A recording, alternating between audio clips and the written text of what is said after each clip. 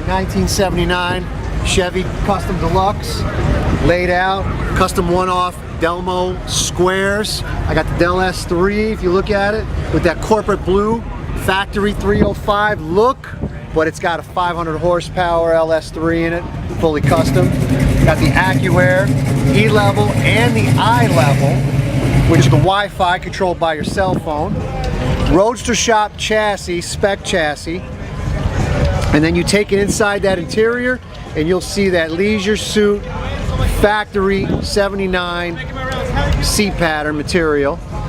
It was originally a 20,000 original mile truck that I blew apart, but kept that beautiful, almost perfect, at least in my opinion, original paint. Still got original glass and all the original parts. Took that factory bed floor and then completely finished it.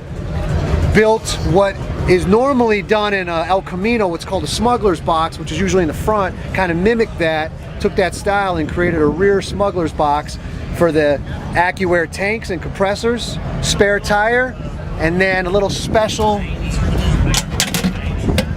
fuel fill. Oh, sick. And this is the hubcap, the factory hubcap that the wheel was manufactured to, was custom made to look like, to look exactly like.